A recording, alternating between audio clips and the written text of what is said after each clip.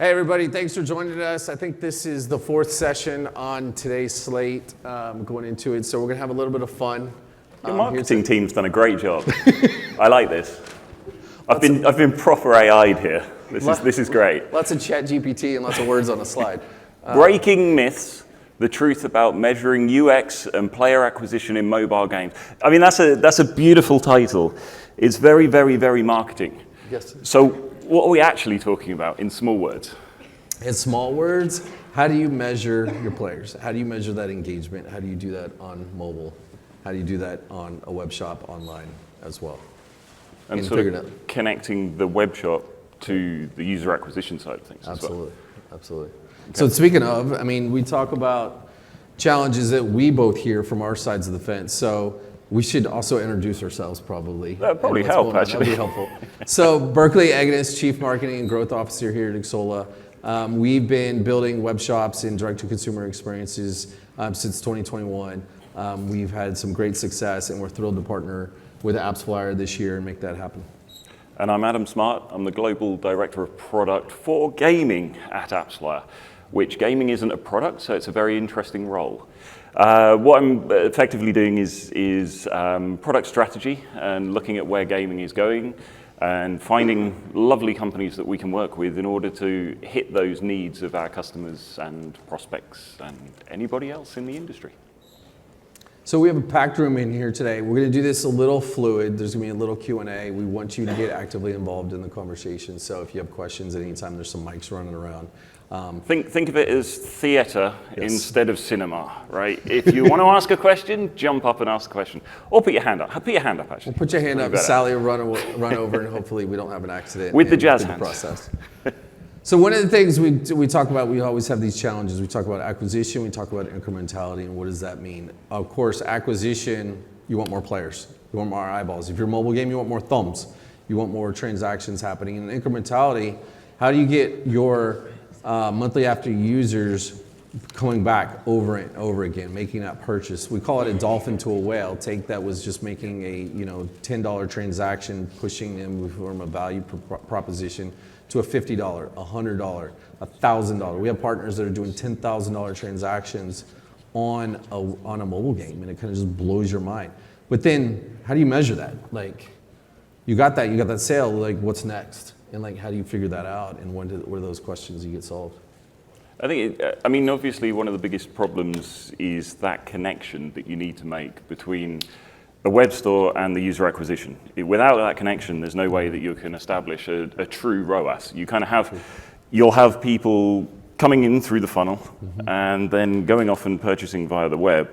And then obviously the user acquisition guys have no idea whatsoever that those purchases have been made. So that ROAS is completely lost. So your numbers look a lot worse than they actually are. It turns into a complete mess. Absolutely. And then trying to figure that out, like we were talking earlier today, and it was like, you got a dashboard for this, you got a dashboard for that, you're on Google Analytics, you're on different MMP, you're on, looking at using the Xsolla tools, and it's like you're launching a NASA rocket trying to figure out. Well, it just becomes crazy fragmented, doesn't it? I mean, you've got dashboards everywhere. You're trying to figure out like game data compared to the network's data, compared to AppsFlyer data, compared to Xsolla data. It becomes a bit messy. Oh, for sure. And it's like you're fumbling with papers, trying to go run down the meeting, and like to your studio head, that just doesn't happen. Putting it together. So you guys keep coming in the back. Appreciate you guys. The seats down the front, if anybody's brave enough. Don't be shy. Come on up. So let's jump into some questions. So one of the things, like a myth that we always hear about, is like monetization for your mobile games only through the App Store.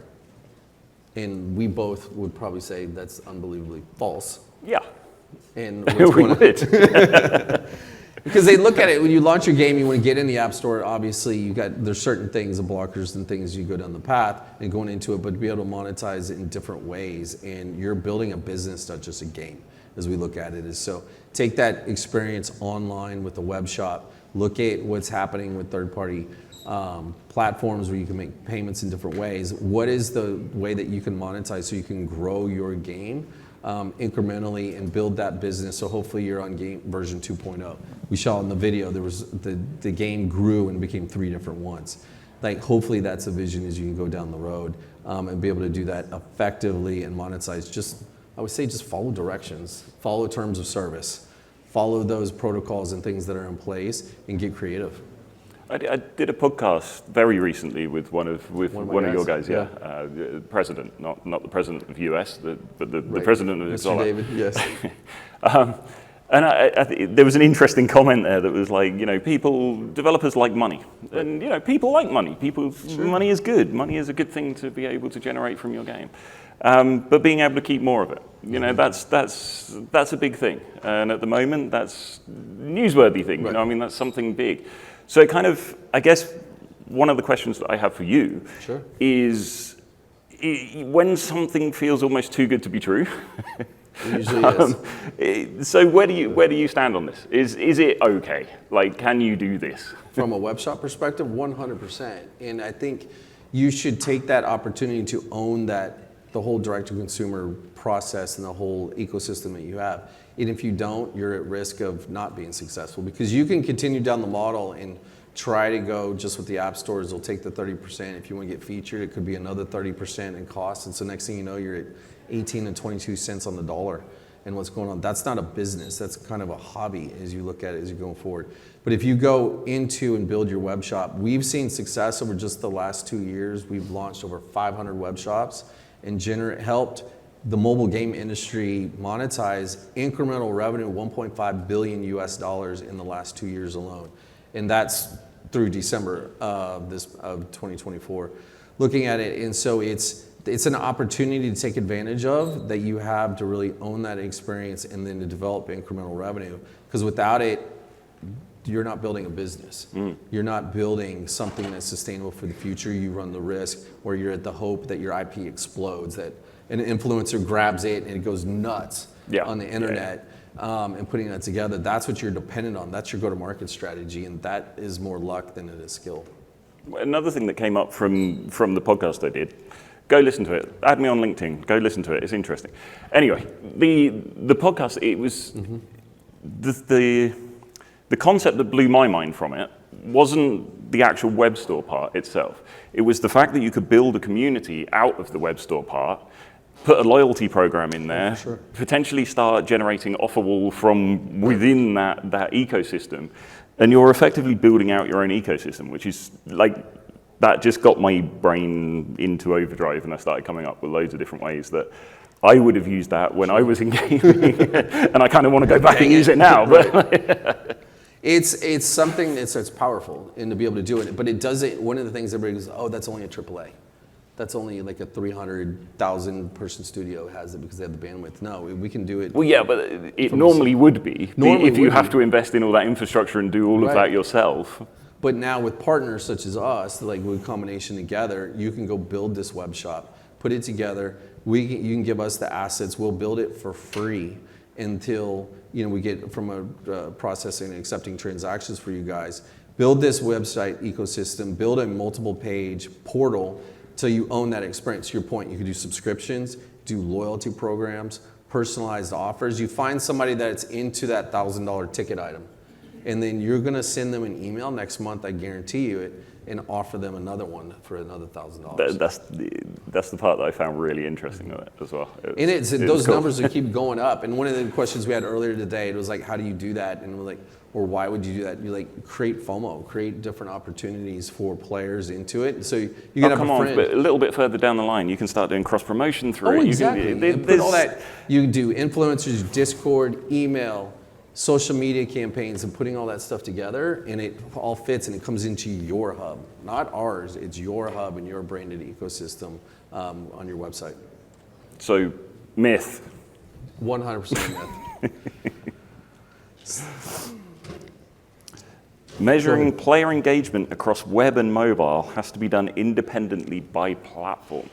That's a good one. I mean, it goes back to what I was saying at the beginning, really, with being able to close the loop on everything. So when you're running user acquisition campaigns, you want to know where the installs are coming from and where the good installs are coming from, where the installs that are converting and giving you the return on ad spend. You want to know which network is sending you those users.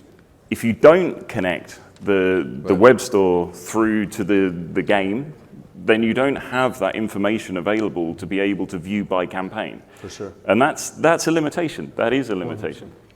Yeah, that's that whole dashboard conversation. You're like, I don't know what I'm looking at. I don't know where this came from. And then you're like, meh, I ran advertising. Did it really come from that ad campaign? Do you have tracking and mechanisms that are going into the measurements to see that? Or is that just a stroke of luck? No, there's science behind this. But, I mean, the funny thing is, I've talked to substantial companies that are saying, it doesn't matter. You know, we're doing this on the side. We don't really care. You know, it's a side revenue stream, which is cool. I mean, it's one way to look at it. But if you're not connecting that for the user acquisition, you're potentially missing out on a lot more, because when you think about it, the user acquisition people would start to put budget on different networks because they don't see the performance gains from the one that you're not showing the extra revenue from. That becomes a huge problem. Massively problem, and a missed opportunity. That's an opportunity cost that is, you can't pass that one up and take a look at it, because to your point, UA is looking at it that way. But if you continue retention and going in retention and getting people to turn those dolphins into whales, that's the opportunity that we see. Web shops are designed for whales to coming into those people making that incremental purchase, and to be able to measure that through the whole process and ecosystem. So your studio head comes to you and says, hey, where did this guy come from? You can know now. You know that answer. It was like, man, we ran an ad campaign. That was part of our seasonal campaign that we did for the holidays. And you're like, that only goes so far. You can only say that answer so many times, and they call BS on you. So are you going to give us any tips on like the best way of implementing some kind of a web store? So there's a lot of different ways to do it. The most effective way, one, put it as part of your plan, like your go-to-market strategy. You're thinking about your game, you're ready to go live and hit that button and get it in the App Store. Plan it out and put it together. Build it as part of your overall ecosystem. Best practices, run evergreen promotions. Always have something online that you can run that promo and then get people to come back. And then personalize those. As you learn the data and you know where people are coming from, and you got that high net worth person, that high ARPU that's coming into you, get that information and repeat it over and over and over again and putting that together. So that will be critical into the success of where you want to go, and to go into it. And then also live ops is key. Look at what's going on. Do the cross promotions, do the personalized promotions, and putting that together and knowing that information and have those capabilities will be critical. How do you tell people about the store? Mm-hmm. Like, how do you tell it from a promotion? Yeah, I mean, how do you say, hey, we've got this store, go and buy now? Like, how do you tell people? Because you're not supposed to put it in the actual app, right? No, don't do that. Don't put it in the app and put the link in the App Store communications. Don't do that. That's against terms of service and putting that together. But get creative. You're going to put it in your ad campaigns. You're going to get influencers. You're going to get on the Discord channels. You're going to get in the Reddits. I like that. And put that into it so they can blow it up and give them customized links that track the information and measure what they're promoting for. So you could potentially work with an influencer, give them URLs to the web store 100%. With UTMs saying and track all this, that through. And like, okay. Here it is and what's going on, and then you can handle that engagement with the influencer, give them another one, give them another promotion, and get them on it. We have some games that are on there like a Tuesday, Thursday schedule. And they have 2 promotions they run a week, and then they give those to influencers. And they come, people get used to it. It's like 2 p.m. in the afternoon is when this is going to drop. It's 4 and it hasn't dropped. They'll call the influencer. Okay. The users will reach out to the influencers, where's my offer from the game? And you're like, whoa. Free customer support. And you're like, dang it, I went to lunch and I didn't hit go. Like that's a real situation that has happened from a game developer. It was kind of humorous when we heard about it. Nice. Okay, we got another one? We have one got more, another. I think. So mobile game monetization off platform really is not all that big. It's like, what's the potential? Like, what's the opportunity that you have? I mean, we talked about some of the numbers a little bit before here, but it's a significant milestone that we reached over the last 2 years, that for 1.5 billion in incremental revenue for game developers has come through these web shops. That's just through us. Something that we're proud to partner with folks is do. Ones that do it right are going to see that as a really big opportunity, and it's huge, it's massive. But it's not just the shooters, it's not just the free-to-play games. We're seeing casual games, and you wouldn't think about it, but you think about the user psychology of what's going on from a casual experience. It's all online. They're used to making e-com transactions, buying T-shirts, buying groceries, Amazon, whatever whatever platform they're looking at using to do consumer goods. But really do that, make that purchase, and then I need a casual. I got 20 minutes on the couch before to pick up the kids, or you're in the school line. I see that all the time going to pick up my daughter, and like their parents are in there playing. And like what's going on, and it's like to be able to use that, but it's just a casual game, something for fun. But web shops really do really well for those guys. That's a nice way of doing it. I mean, it's funny. I've talked to quite a few larger companies, and without saying any names, I have seen some that are doing like 40% of their in-app purchases going through web store now, which is that kind of blew my mind when I first saw it. 100%. But I think that's it makes it interesting. It makes it very interesting. And it's becoming a significant part of just their business perspective. And then to take that profit, like think about it as you're talking to your CFOs or your financial folks, your ops, and you see that you're getting 50%. They're like, okay, I want more of that. But then you can take that money, put it onto the next game, or use it for additional acquisition. If you were just in North America and you want to expand to Southeast Asia, use that money that would have taken you maybe another year. You got it, let's say, 4 months. Because you went to the web shop. But I think, we got a couple recommendations real quick, but let's get some questions going in here as well. One thing is like, don't be afraid. Don't be afraid and start early. Your web shop should be part of your go-to-market strategy. In figuring that out is so you know where your users are coming from. You can measure all that. You can measure it from an influencer, from an ad campaign, retargeting, social media, and use different platforms. It could be one thing in Korea, it could be, Facebook here in the States, and something, Twitter, X in Europe, whatever you want to do, from that measurement perspective. But try different things, test, A/B test, understand what's happening, learn from it, make mistakes, and go into it. And it's funny, you can apply it to both user acquisition and web stores. Like you need to be thinking about them when you're building your game. It's common practice now in order to be able to bring users to your game. You need to understand that when you're actually building your game in the first place. Exactly. But I think this is the perfect time. Let's take some questions. I know there's something out there. There's some people. We've got a hand. Don't be afraid. There we go. We got a mic right behind you, if you don't mind, or one running down. We've got one running down the aisle. There we go. We can hear you. No. There's a camera. There's a camera. We need it for the camera. Oh, got it. Okay. We've actually just launched our game. We're using Xsolla as our payments platform, and but the game is browser based. So I'm wondering if any of the strategies you mentioned we should. Are there any differences for a browser-based game versus an app-based game? So similar principles for a browser-based game is with our Xsolla publishing suite to be able to do that. So think web shops for mobile game and publishing suite for browser-based games to use the same ideas and methods and ways of going about it and going into it. We're working with AppsFlyer on some of those for future integration, so stay tuned. Great, thank you.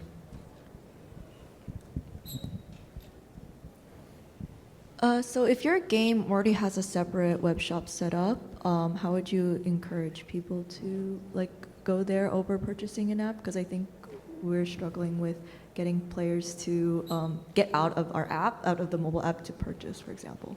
So let me understand, you have them in the app and you have a different web shop, or? Correct. So they can purchase in the app, but they can also purchase on the web store. Right, so that's the whole idea. Do have a dual opportunity to make purchases and go into it. So on the web shop, when done, executed correctly, we'll connect in through the user account and be able to play on the phone. I don't have my phone in my hand. I think the question is how do you get users to go to the web store though? Oh, got it. So simple, one, promote your website. Use it from an email campaigns, social media perspective as talking about. When you're in the app and you're developing the app and putting all that together, you can only link out to the website. You can't link directly to the web shop itself.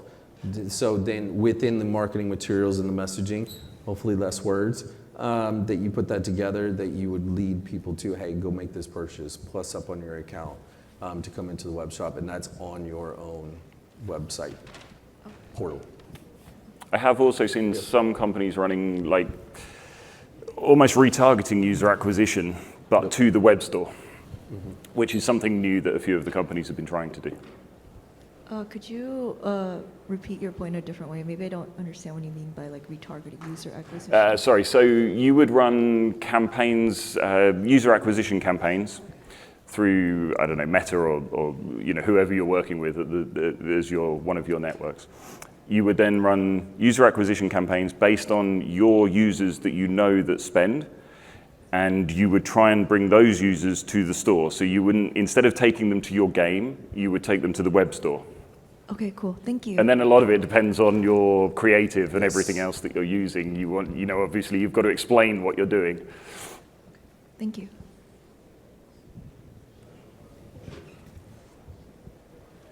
These lights are very bright. They're brutal.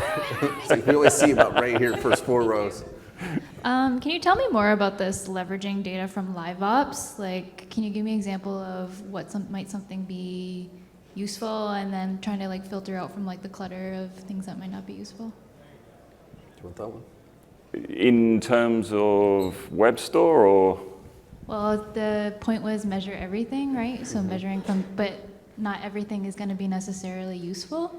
So how are you filtering out from what is useful from the live ops data to what is not for your web store? I think from my perspective, like you would generally use that within user acquisition to be able to give sort of events based on, you know, people coming in, reaching level 10 in your game, something like that, or day 2 retention, somewhere around there, you know, based on different events that they're seeing. You would then be able to see if you can qualify those as a success for the campaign. It brings extra to you without necessarily knowing that they're a spender, because the cost of acquisition would go up based on the certainty of spend, if that makes sense. Follow. Anybody else, Sally? Cool. We're going to be around. We'll stick around a little bit in here, and then we'll be outside in the hallway. But appreciate you guys coming in here, hear a little bit about what's going on. There's a lot of opportunity. Mobile games are growing. It's on the up and up. We are firm believers in that on both of us in our organizations that we believe in. But you guys enjoy the show. Enjoy GDC. We'll be here throughout the week. AppsFlyer and Xsolla will be on the first floor here throughout the week, and then over down the street at the Howard. Come see us. Thanks, guys.